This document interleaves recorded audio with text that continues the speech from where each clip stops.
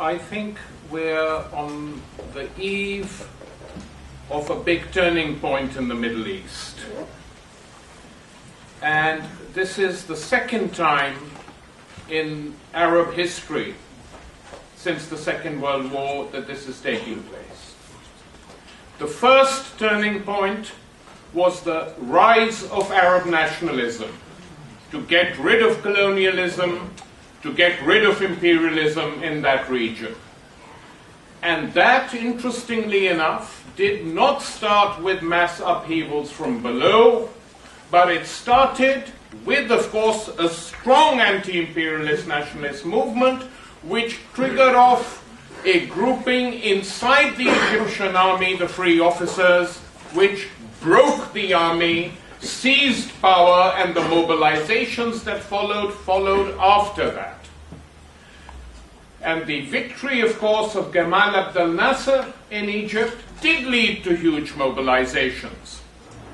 When he nationalized the Suez Canal, in the face of huge opposition from the imperialist powers, and said, let the imperialists choke in their rage, the canal belongs to us, there were millions of people in the streets of Cairo, Alexandria, Suez, and even in small towns, listening to it on the radio, because this was the pre-television age. And there were huge mobilizations in Iraq when the radical communists and nationalists inside the Iraqi army mimicked the Egyptians and got rid of the monarchy in their country, making the revolution in '58. And there was for a time a hope that the Arab nation would unite with three concurrent capitals, Damascus, Cairo, Baghdad. And this hope was the nightmare for the West. And the '67 defeat, organized by the West, delivered by the Israelis, was a defeat that went very deep indeed. And that was the defeat that broke the back of Arab nationalism. But look at the contrast. When Nasser realized that they had been defeated, he went on television, which existed by then, and said, I take full responsibility for this defeat. I was the leader of the Egyptian people, led the armies to defeat, I resign. And he left the television studio. And that, as news spread, millions assembled in the squares and streets of Cairo to say, don't resign, we need you. Because they knew who was plotting to replace him. Their instincts warned them. And he died broken-hearted 2 years later, with not much money in his bank account. And you compare him to this joker who is ruling Egypt today, whose assets, his family assets have been, we are told, amount to $40 billion.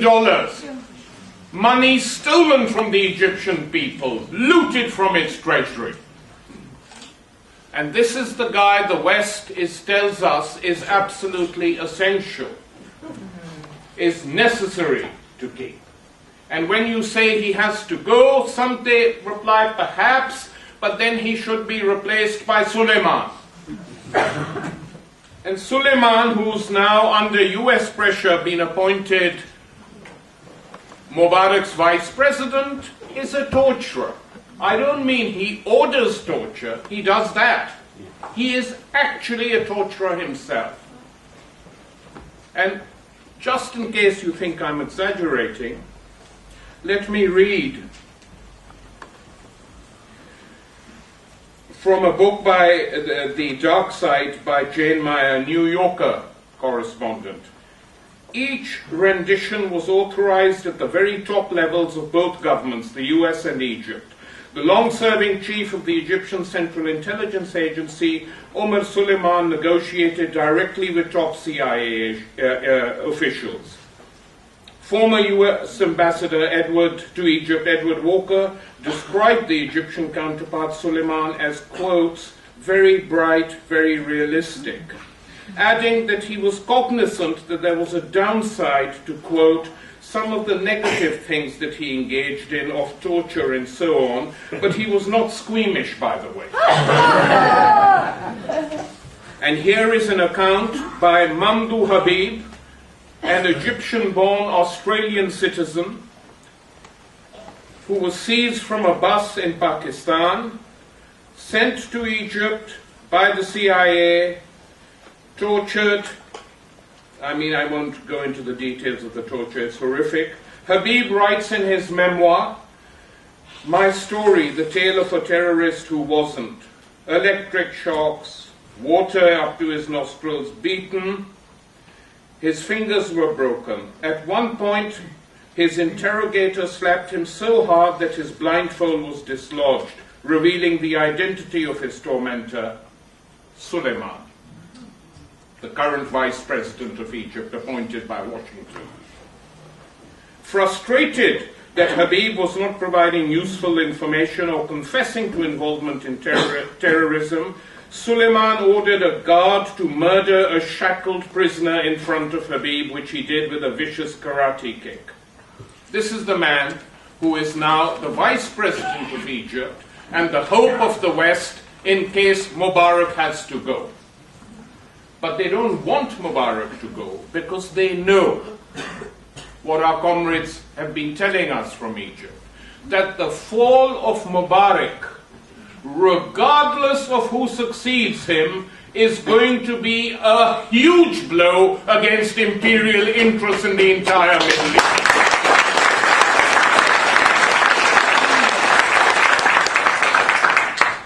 For years now, the imperialist project in the Middle East has relied not just on Israel, that's important, we know, that's a permanent, but it has relied on Saudi Arabia and, more importantly, Egypt, because it's the most populous country with a huge army, standing army. It has depended on them to make sure that nothing really shakes. And with Egypt shaking, everything could shake. And they know that, which is why they want to organize it carefully, so that it is seen he's removed after an election in which they'll half try and half rig it, but allow something else to happen, and not removed by a popular upheaval. That is what they don't want to show. But it could happen despite them, because powerful and strong as they are, they cannot control everything all over the world, as they're experiencing and as we're experiencing. So there is a lot of hope left. And I am moderately optimistic that with the mass mobilizations continuing, Mubarak will go. But one point I think we have to understand, which many people underestimate sometimes, that the historic memory of the Arab nation is still there. It doesn't go away. People get beaten, they are demoralized, they are angry, they are embittered, they remain passive for decades, and then they rise. And this time the rising started in Tunisia. And that had a huge impact. And one reason that had a huge impact was because it also affected the political pride of the other nations and its citizens. The Tunisians have done it?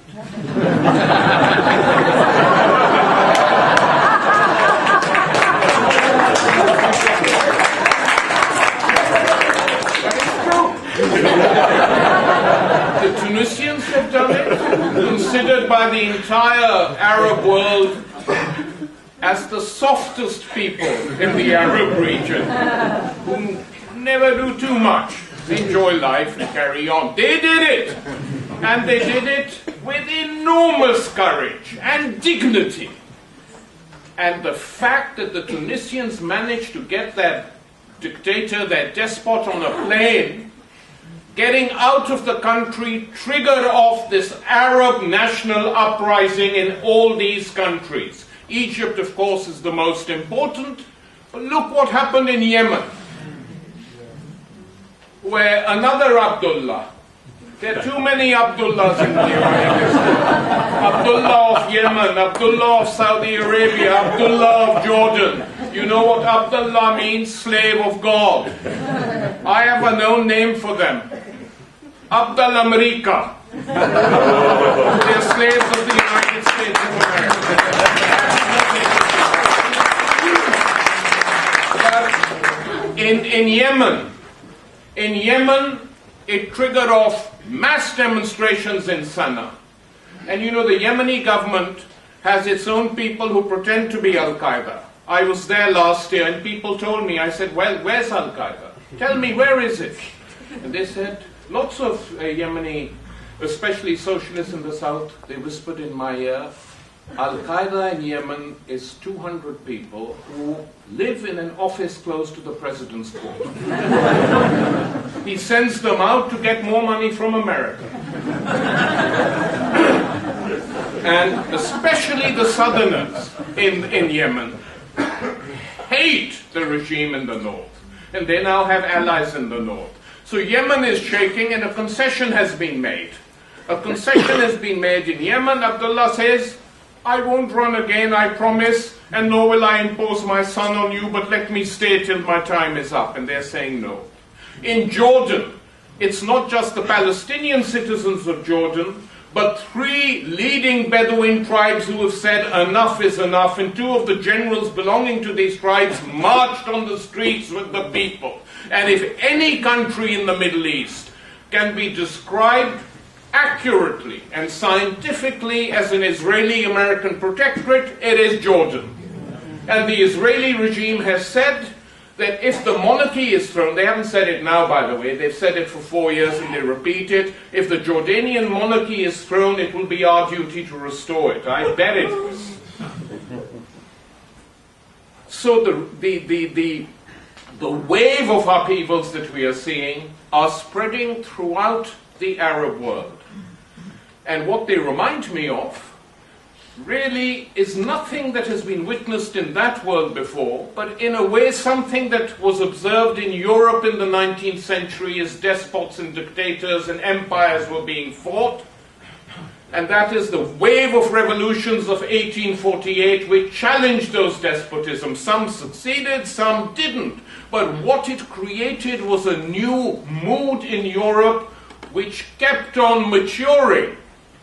And it wasn't until 60 years later, I hope it'll be sooner in the Arab world, that old empires were crushed and a new wave of revolutions took the world over. So what is happening is of extreme importance. It is a turning point. Question which worries me, people have said we shouldn't be too, bad things could happen. Of course they could. Counter-revolutions remain alive forever.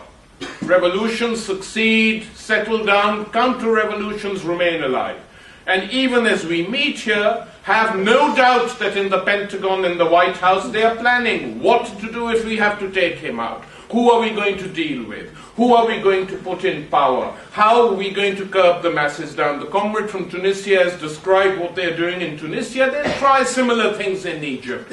But it's not going to be so easy. So there is a lot to play for yet in what is taking place in the Arab world.